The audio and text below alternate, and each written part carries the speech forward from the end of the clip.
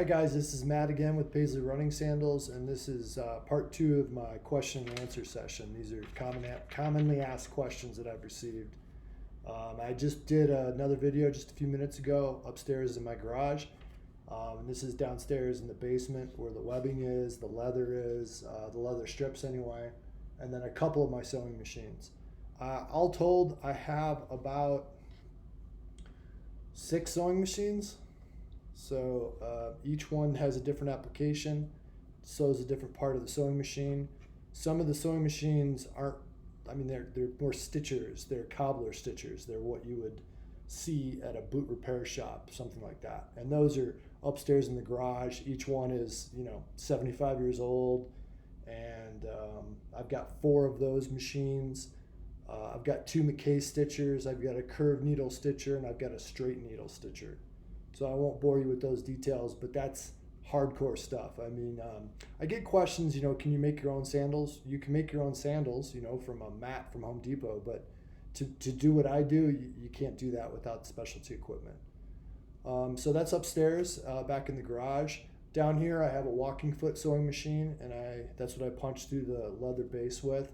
And I just have a regular commercial or just like a home sewing machine that I'll stitch through the webbing. I have a new one coming, a new old one actually, a new old FOF, from the 1950s or 60s.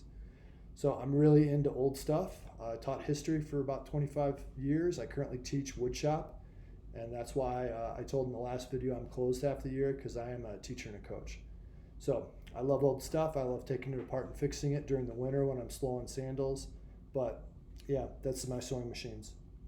The webbing, so you can see behind me, I have several webbing suppliers. The one I use all the time is called Strapworks, and they're from Eugene, Oregon. And I can get like lots of different things. So they probably have 50 different stock size. I use what's called picture quality polyester, and that's what's hanging back here on the walls. You can just see, gives you an idea. It all starts out white, and they kind of put a sublimated sock over the top of it, and it's like a shrinky dink. It just kind of melts to that webbing, and they have so many styles. I can do custom webbing, but it takes a long time. It takes like 2 months for me to get that through the various processes you have to go through with Strapworks. So yeah, that's where I get most of my webbing from. And then leather strips, I have a strip cutter over here where I cut strips of leather for my fashion line.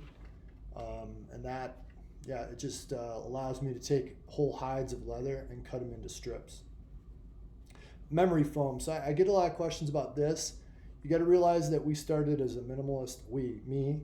I started because I got injured, and I switched in the minimalist movement 12, 14 years ago when a lot of people did. And I was running in tires back then, lashed with leather. And so every blister, every chafing, everything you can imagine, I've been there, done that. And I've created these styles now that kind of minimizes that.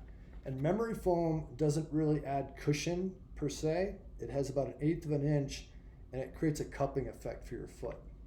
It kind of reduces friction. It's a must for fashion sandals, so you don't feel that leather, the strapping underneath the midsole. So memory foam, I've never really had anybody who says, "Oh, I hate the memory foam."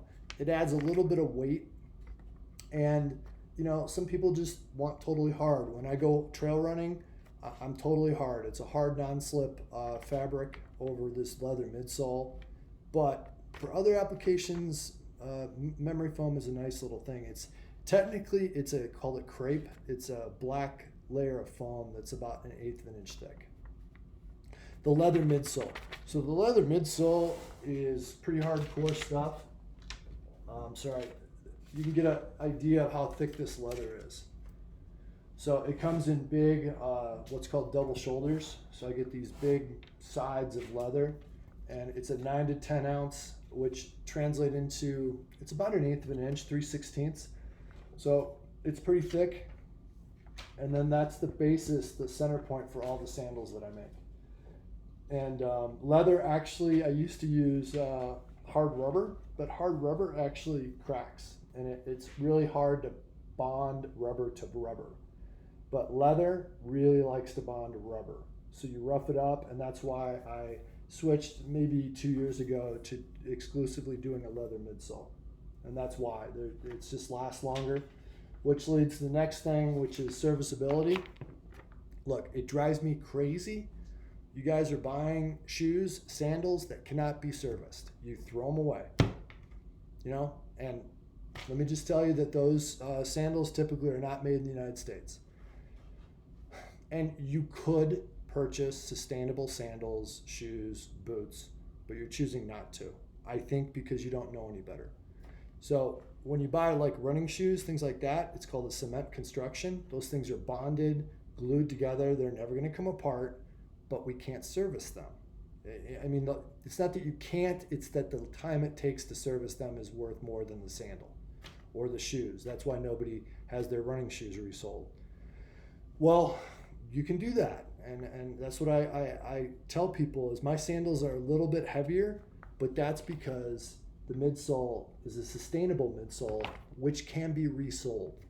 And so this is a former student actually whose child decided to cut the straps. So he wore this, I don't know, probably a year or two.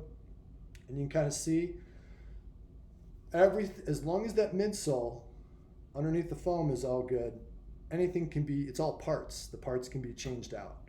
So it's kind of like peeling a banana. You heat it up, releases the contact cement, and then you basically cut the stitches and pull that thing off. And that comes off in sheets. And a lot of the rubbers that I use are in big sheets. Some of them are in pre-cut soles, kind of like that. And that's a real popular one called a Zagama. A Vibram. There's lots of different companies that I go when I get my cobbler supply shop run. But you can kind of see some of them are really thick, hardcore. Some are super thin. Again, whatever the customer wants. I get comments all the time like, why are you making that? Because that's what the customer wants. If they want a 10 millimeter midsole or whatever, I'm going to make it for them as long as I can. Some of the equipment that I have, I literally can't get an inch of rubber and leather through my machine. So there's a limitation, but I pretty much will do anything that the customer wants. And my point is that this is completely serviceable. I'll replace the damaged parts, I'll put a new tread on it, and I'll ship it back to the customer. And your local cobbler can do it too. And so a lot of you don't even know this, but there's cobblers out there, and you can go support a local cobbler. Take your shoe back, take your sandal back. So sustainable sandals, shoes, boots, it's important to me. Okay? Yeah, that's pretty much it. So that's question and answer section 2. I'll just show you a quick little tour. I'm just in my basement. You can see that's a big industrial walking foot sewing machine. That's a strap cutter. You can see some more webbing up there. And just a little workbench right there.